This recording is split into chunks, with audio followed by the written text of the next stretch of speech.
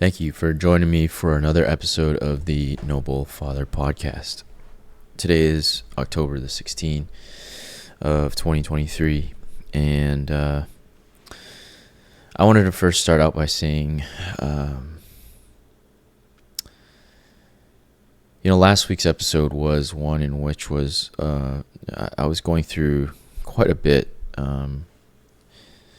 emotionally, mentally, spiritually, man, on all fronts. It was crazy because I felt like everything came to a head that weekend, and like, in our meetups, hearing kind of some of the stuff that's going on in the fathers' lives, in their lives, and things that are happening. It seemed like everybody else was also going through something that weekend, and it was it was also, when the height of all this, Israeli stuff and Palestinian stuff was going on, and so, I don't want to say that I apologize for it, because I am a very imperfect human. You'll hear me iterate that over and over again, and it's something that I definitely don't. I am not a perfect person, with free of problems or I'm susceptible to those things as well. And so, one of the things that I guess you can say that I am working on is like speaking out more about the things that are plaguing me. And I wanted to give a special shout out to two very special individuals, and these guys are two of the biggest champions for the Noble Father work, in helping me, supporting me, and if you've ever done a podcast, or you're in any kind of creative work, where you're kind of front facing, and you have a face on the product, or your voice is on the product, it's very easy to put yourself down and say, man, that wasn't a great episode, or you didn't do a good job of this, or you can't stand looking at yourself, looking at your face in public. You can't stand hearing your own voice. There was a lot of that resistance, and these two individuals have really helped me to, whenever I am at my lowest points, they always reach out, and it almost as if they seemingly know when those times are. Every single release of podcasts that I've put out, and most of them, I walk away with the belief that it was not a great episode, or the content wasn't great. They've always reached out. They've always said their encouragement to me, and I know for a fact that they don't say it to just make me feel better. And that's one of the things about this community that I've very much cherished, is the fact that nobody's there to bullshit you. Nobody's there to, nobody's there to just say what you need to hear. Say what you want to hear. They'll say what you need to hear, and that's not always easy. But it sometimes is what you need, and it also, the feeling of getting that kind of response when you've walked away from a podcast episode, that you just recorded, and your imposter syndrome tells you that it's one of the crappiest episodes you've ever put out, and somebody says, dude, that what you said here specifically really, really hit me hard, and that's not lost on me. And so those two individuals is Nate Aris in Aris in Michigan, and Dan Thornquist in Florida, and there's a lot of other guys, man, that that have really helped me. But just last week, whenever I was at my low point, I had a communication gaffe with my wife, and man, I got in my head about it. I'm also a very selfish individual. I am the worst of all. Let's just be real. I got in my head about it, and let my thoughts get the better of me. I gave the devil a foothold, and he took it, and I ran with him on it, and it was hard. It was hard to break that resistance and go have that conversation with my wife to clear up the air. But Nate and Dan both reached out and was like, hey dude, like you should totally have that conversation. It was just encouragement, and it was exactly the advice that I needed. And so, when I was recording that episode, you could kind of see something wasn't right. I was kind of low down and not very happy, and it ruined the product. And so on that part, I will apologize and say, the quality of the podcast definitely did suffer. But I was having a really real moment, and I had to get an episode out. As difficult as it was, I had to get it out, and so it was brief, and I definitely still spoke from the heart. But I was still going through some turmoil, so I didn't really share as deeply as I normally do. Today's episode, I want to speak about this, amazing sermon that I heard at church, and it was one that can convict any person, not just somebody who goes to a church, or, as human beings, even as civilized human beings, we could all walk away with a bit of knowledge for ourselves and a bit of wisdom. And, the verse that was taught on is essentially the verse that talks about having helping a brother with a speck in his eye, but actually you having a log in yours or a plank sticking out of yours. Like, how can you help somebody with a speck in their eye if you got a tree growing out of yours? Let's just say. I've talked about this in the past, and it's really quite amazing, because the interesting thing is, at the end of this sermon, a fellow brother of ours, 88 years of age, Ted, came walking up to me and my friend Quentin as we're sitting there, and he just came to say hello. And he said, "Man, that sermon was so good." Just think about it. This is an 88-year-old coming up to you and saying this to you, saying, "Wow, that sermon was so good, and it's something that I've been working on my whole life." And the thought occurred to me. I was like, man, like, this guy is so incredibly humble. Like, in his old age, he's still so, let's just say, critical of himself, that this is something that I'm still improving upon. I am an imperfect person, and I still don't have a grasp of it. And the thought occurred to me that if there's anybody that says that they are good at this, they're literally telling you that they have a plank in their eye. And yesterday, as I was dipping with my friend, my two friends named Alex, up in the mountains here, the thought occurred to me of like, so if we all are inclined to help a brother with a speck in their eye, but we all have a plank in our eye. We all have it. Even when you think you don't, I would challenge you to say you probably have it in your eye. Then who can help a brother with a speck in their eye? Like, who is qualified to help a brother with a speck in their eye? And when I think about that, I'm like, only Jesus, really. Only Jesus can help somebody with that, because he doesn't have anything. The only person that could give that, who can give that parable, who can say that parable and teach people about that, is Jesus. He's the only person that can do that, because we all have it in our eyes. And I mean, obviously, if you where your heart is at, if your heart is pure, and you have worked on it, I guess you could help somebody who is just starting out on that journey and just beginning that journey. And on that front, I could understand. And I think there's a major difference.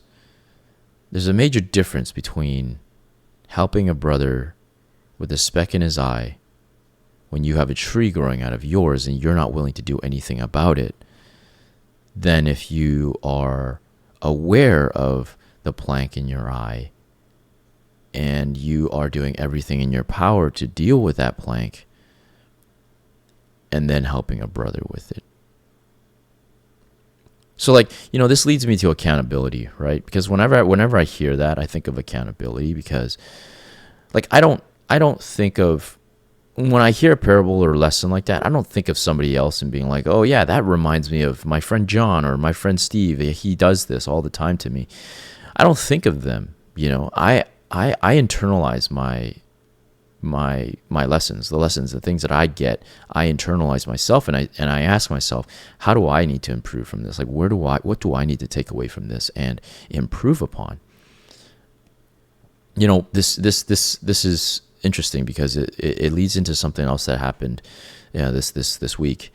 On Wednesday and Thursday, I posted 2 reels of this rabbi who's speaking about, he's talking about the the word Hamas and how in Hebrew it means violence, and I just posted it because it's informational, right? It's insightful, it's important, it's necessary, and it's a good conversation. It's a worthy conversation, and I posted it just for information, and the response I got from a few people who support Palestine and say, oh, Israel is committing genocide on Palestinians and this, that, or the other. And,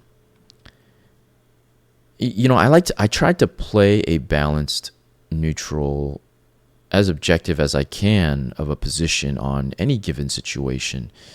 Yes, the bombardment of Gaza is a scary thing, and a lot of innocent people have died, and that breaks my heart. It does break my heart. At the same time, I won't scapegoat them. I won't say it's entirely their fault given what has happened. It wouldn't have happened if there wasn't an instigation, there wasn't a catalyst for it. The interesting thing about those people who reach out to me is they'll send me their the videos or whatever that they want to prove to me that this is happening, and the victims, and a few of them sent me reels with kids receiving CPR and little babies receiving CPR, and all I can think about is did you not see or hear what the Hamas did to young children, young Israelis' children, the day of the attack, the beheadings and the setting of families on fire and shooting people? Why are you turning a blind eye to that? Where,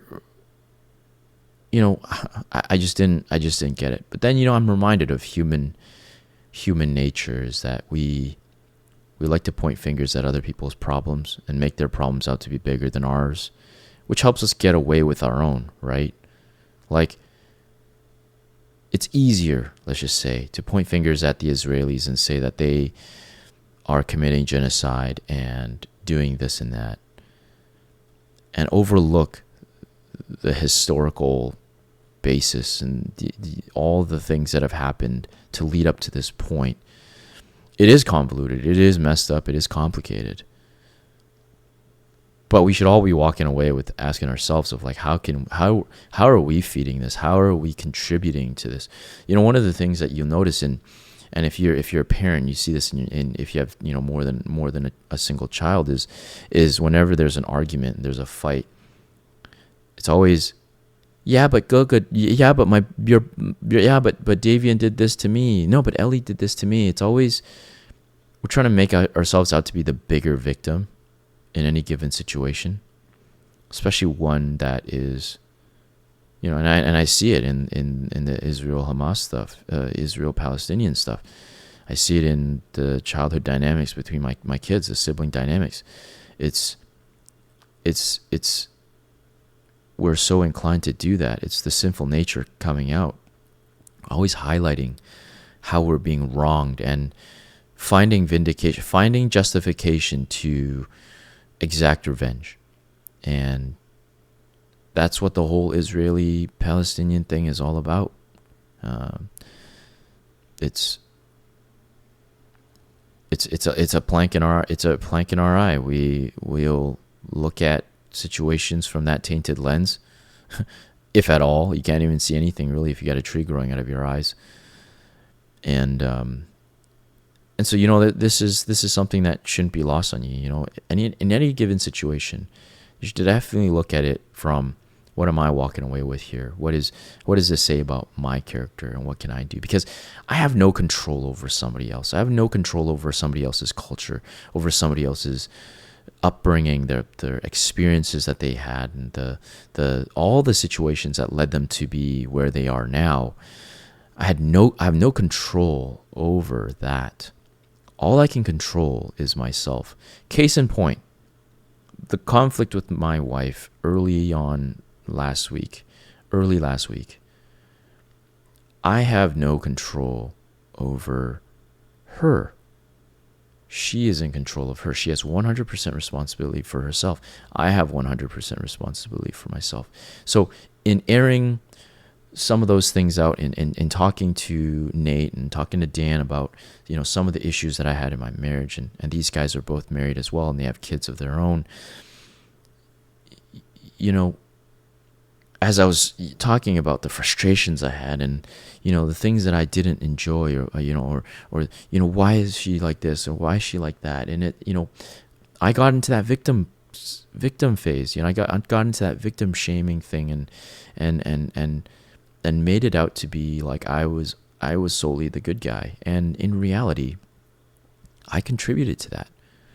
My lack of communication with her, and lack of clear communication, and my lack of listening and attentiveness to her words and her concerns and her feelings caused this. We're married. We are one. And so anything she does wrong, it's on me. Anything I do wrong, it's on her. We are together. We have vested interest in each other. Even then, I can't control her. I can't, and I'm sure you've had conversations with this with your spouse of like, they ask you a question and your mind is nowhere in the context of it, and they just assume that you understand what they mean as soon as you ask them the question. But my mind is not there, and I'm just not in that box. And it's funny, it's one of those things of like, you ask a question, and if you take too long to answer, that is an answer. And, it's, man, marriage is hard. Marriage is difficult. But each person plays an important role. If one person is doing everything and the other one isn't meeting anybody halfway, it'll never happen. And it'll never work. And the beauty of it was, at the end of the conversation, we both walked away kind of like, angry, still frustrated that it seemed like the other party didn't seem to understand. Stepped away for a bit. We both had to use the restroom, went to the bathroom, came back out, and I just felt so moved to just go over there and just tell her that I loved her, and tell her that I wanted to pray together. And I told her that, we were on the same team, and it was amazing because we both just shared a little bit of a laugh. We chuckled. We were just like, suddenly we saw through all the distraction and all the noise and all the fog, and it was just pure. We're just for each other, and in praying together and asking God, giving it to God. Like he doesn't just leave us hanging. He doesn't just ignore our requests. And so our hearts became one in that moment again. And it's something that we didn't do. We're not very good at. And so it's been in that struggle, in having that struggle. Without that struggle, we wouldn't understand what unity looks like, and what marriage should look like. And marriage that is hard. It is something that needs to be worked on. If for something to be beautiful, it needs to be worked on. It needs to be fostered. It needs to be taken care of. It needs to be, you just have to meet each other halfway. Sometimes it's very difficult to do. And I'd encourage, to give it time, is to really give it to God, and to give it time, to be patient. Sometimes I'm ready to talk and my wife isn't ready to talk. She's more of an internal processor. And when I internally process, I go to dark places. And as much as I want to talk about it right away, it's good to give some space, think about it, and also walk away from that shame, the victim, mentality, and to think about, what does this mean for me? What is something I have to improve from this? Like, how is this my fault and my responsibility is a question I asked myself whenever I was, kind of taking back my mind. I say, trying to get more mindful. How is this my fault and my responsibility? And operating from that place, because there is an answer. Every single thing, there's an answer to it. And the guy that I got it from, and I highly recommend this, and I recommended it early on, and probably one of the earlier episodes I ever did, is this guy's name, Struthless, on YouTube, Struthless, Struthless, like ruthless, but with a ST at the beginning. He runs a YouTube channel, and he's an artist, and he was talking about 5 questions that really changed his life. And early on in my personal development journey, I went to, I was doing that. I was getting my God-given identity. I was learning about myself, and I was trying to take back my mind. My mind would always take these negative pathways, and you can imagine what that did to my growth. It just stunted it, because I'd always think negatively of myself, not capable of doing this. The imposter syndrome always comes up, saying you can't do this, you can't do that. I also didn't know myself, and so how did I know where I was going to go and what God called me to do? I didn't even really know God, you know what I mean? And so these 5 questions, it was something I actually put on a piece of paper. I have it here somewhere. And I just looked at it every single day.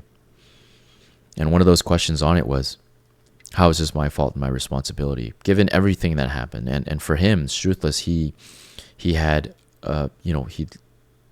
he was abused as a child, and sexually abused as a child, I believe, he says. And he asked himself that question of, how is this my fault and my responsibility?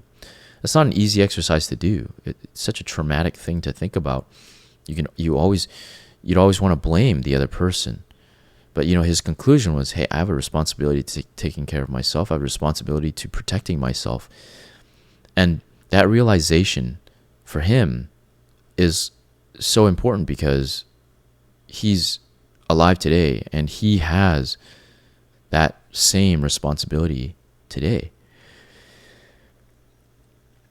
And so, he was asking himself those questions. And to me, I was like, whoa, blown away. Because what is this? What should this remind you of right now? If you listen to any podcasts out there, Jocko's podcast, and Jocko Willink wrote a book about extreme ownership as well, of the examples he gives in his book is of I'm the commander of the platoon, let's just say, or the brigade or whatever, and they debrief the mission, they set the parameters, and orders are issued, and guys are going out there into a chaotic war field.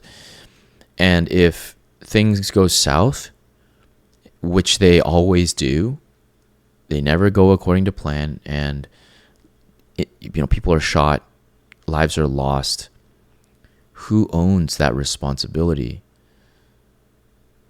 one could argue, be the victim and argue and say, oh, this is the course of war. This is just how war is. And so something happened and it caused this. No, leaders don't do that. Leaders take full ownership of it, regardless of how it happened, regardless of the circumstances of it, regardless of the fact that suddenly there's a lightning storm and you didn't anticipate the weather. That still falls on the leader.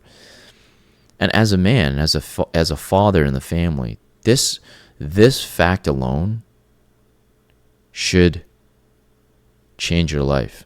If you adopt this question, how is this my fault and my responsibility, into everything that you do, everything, work, marriage, children, your own self-care, your own accountability, if you adopt it to everything, your business, your work, man, can you imagine the change that comes from accepting that ownership and taking credit and taking responsibility for things not going well? Because if you take that ownership, you take that leadership, you take back your place as a leader in the family, and you ask yourself that question. You can't walk away with that. You can't walk away from that not wanting to do something about it. You'll take more of a leadership role in those decisions that you make. Oh, finances. Oh, why are we always struggling paycheck to paycheck? That starts with you, bro. It starts with you. Where's your responsibility in that? Did you do that to the best of your ability? This past weekend also our church did a men's kind of conference, and it's called Kingdom Man, and one of the things that we learned in that was the first 2 hours, which was the Friday night there, learning about having the eyes to see and ears to hear. And the disciples were asking Jesus, why are you speaking in parables? And Jesus' response was, the secrets of the kingdom of heaven are given to you, or the knowledge of the secrets of the kingdom of heaven have been given to you. For those who don't have eyes to see, for those who don't have ears to hear, it needs to be accessible for them, speaking in stories, in little morals, like Aesop's fables, speaking of stories in that way to, because we've received that discernment and they have not. And that eyes to see and ears to hear thing, for myself, again, I internalized all of it that's accountability to me. When I look at myself in the mirror, I know if I'm doing anything to the best of my ability. I know where the things are sticking out. Anybody who takes a good hard look at themselves and the results that they have in life and the current place that they're at in life will see the things that are sticking out. They will see the places and the areas that need to be improved. I guarantee you, if you don't, man, you got to find somebody who would notice those blind spots for you and actually point those things out and hold you to account. Doesn't allow you to stay in the bullshit. Doesn't allow you to stay in the crap. Doesn't allow you to stay in that state of stagnation or of falling behind. Find people to be in your corner who notice these things about you and call it out in you, because that's what you need. You need somebody to see those things and point it out to you. So finances aren't great. Get those in order. How do you get those in order? How do you own up to everything of it? Oh, you can't even do a single push-up. Okay, how is that your fault and your responsibility? You can't. You're having conflicts with your wife. How is that your fault and your responsibility? How is it your fault? Oh, your son's struggling in school. How is that your fault and your responsibility? Right? That should be the mindset we take into everything. I just want to make sure that I'm absolutely complete in everything that I want to say. I think that this extreme ownership thing, and I highly recommend the book. If you haven't read it, go and check it out. Go buy it. I have it, and I remember reading it a long time ago, and I wasn't there. I wasn't there mentally yet. I wouldn't say I was mature either.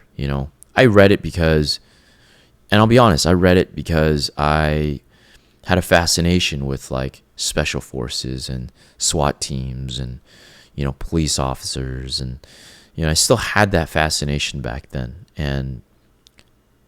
But now, having undergone this personal development journey and getting to be where I am now in life, and I think I do need to circle back and reread it, because there's a lot of things you can walk away from that, man. That ownership piece is a big deal. And I'd encourage you to look around you today, right? And I'm not saying to look around you with like you have a plank in your eye and try to make it like you have a plank in your eye, but like look around and see how much, if every single person owned up to every single thing that they did and accepted responsibility for even things that were outside of their control, what that would do to our world if we accepted it. Even just think about the Israel and Palestinian thing right now. If everybody owned their own thing, owned the mistakes that they've made, owned how they caused this situation, it changes the dynamic. Rather than pointing at another person who's got a speck in their eye, and focusing on the plank in ours. That's the tie-in. I can't believe that it connected all the way around. I didn't anticipate this podcast to come out this way. But thank the Lord that it did, because we're full circle, right? That's exactly what we're talking about here. And hopefully that finds you well. Thank you for tuning in. I wanted to say, and this is something that I always forget to do, is, if you're a father who struggles to get words onto feelings, getting those feelings out into words, or you don't have the space, or you don't have the community or people around you who would listen unconditionally to those things, I'd invite you to come out to our Noble Father meetups. We meet on Thursdays, 4 p.m. Pacific time, 7 p.m. Eastern time, and we just talk. It's just a place to just talk. This past week we shared from a prompt that I felt led to share, of speak about your life as a father without mentioning work, because it's so easy for us as fathers to just to hold that identity of, oh, I'm a working guy and I provide for the family and kind of that's it. No, we're more than that. And so I wanted to make sure that people don't stay in that. It's really just a space to come, bring your problems, bring the things that you have on your heart that you need to let go of, so you can go back into the world to be that father your children need and deserve. I'd welcome you to that. Please go to the Noble Father Linktree. If you go to Google and you look up Noble Father Linktree, you will find all our links there. I should probably post a link of that here as well on the video, as you see with the Patreon there. Again, this is what I do for work, and so if you're able to support what I do on Noble Father, please head over to Patreon and consider subscribing to support this work, because this is everything I do, and this is all I use to provide for my family. Please help me in this work. I definitely need you and your support. And so I just wanted to say thank you. You can find this, if you're listening to this on audio, don't forget that you can find this on video as well, over on the YouTube channel. And, if you like that more of a personal experience. But I just want to say thank you. Thank you. Thank you for coming out. And I hope you have a blessed week. I am praying that God leads you in a powerful way, and that you own everything. You take the responsibility and you find the faults within yourself of how you caused where you're at right now. Last thing I would want is for you to tune back in a year later to the podcast and realize that nothing has changed and no progress was made, and you're still stuck in the same old predicament. That would be an absolute travesty. So I hope this finds you well. Thank you for joining me again. Bye for now.